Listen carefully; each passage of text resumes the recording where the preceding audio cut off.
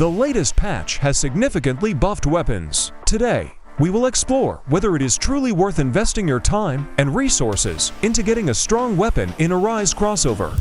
First, let us understand precisely what has changed with weapons. The Shadow Aspect damage caps have been adjusted. Aspect 1 now caps at 120% of your weapon's base damage. Aspect 2 reaches to 150% of the weapon's base damage. And Aspect 3 now extends to 375% weapon base damage. This replaces the old universal to 125% cap, aiming to better balance how Shadow's scaling works with your weapons. The sharpness multiplier has also seen a big jump, changing from 1.33 to 1.9 per level. Beyond aspects, weapon damage scaling itself has been improved. Weapon damage now increases by an additional 1% for every player level. It also gets a notable boost of 1.5% per weapon mastery level, which is double the old 0.75%. Furthermore, the Awaken process now applies 15% extra damage directly to your weapon, in addition to its existing benefits for shadows. Now that we know the exact changes, we need to see if these buffs are enough to make weapons truly competitive. We are not aiming to completely replace shadows with weapons, but rather to determine if using both weapons and shadows at the same time is a good strategy. To test this, we need a strong weapon. Currently, the best weapon in the game is the Popsicle Sword, obtainable from the Summer Vermilion Key Dungeon. I personally crafted over 90 keys and spent a considerable amount of time acquiring many of these swords. After collecting, the next step was to craft a higher rank Popsicle Sword using C rank versions. This allowed us to obtain an S rank Popsicle Sword. While not the absolute highest G rank weapon, its base damage is roughly 4 times lower than a G rank, which is more than enough to assess if investing in a G rank weapon is even worthwhile. Next, we enchanted it.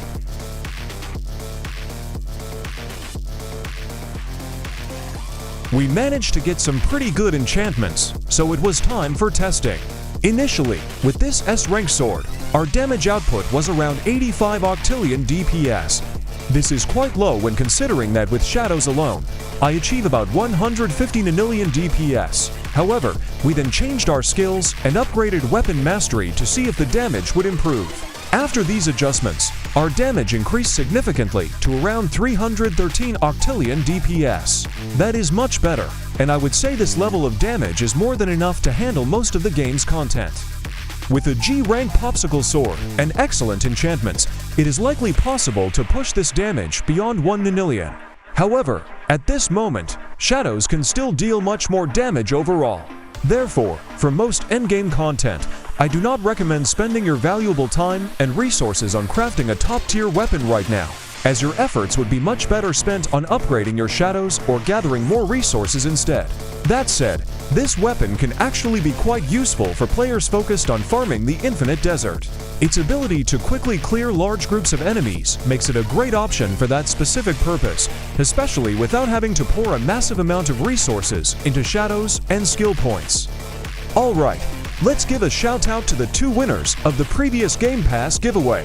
If you see your Roblox username on the screen, make sure you have accepted my friend request on Roblox so I can send you your prize. For everyone else who wants to enter the next giveaway, all you need to do is subscribe to the channel, like this video, and most importantly, leave your exact Roblox username in the comments below so that I can send you your reward if you win. If you have any questions about this video or anything else Arise crossover related, feel free to ask them in the comments. Thanks for watching, and subscribe for more Arise crossover guides and content.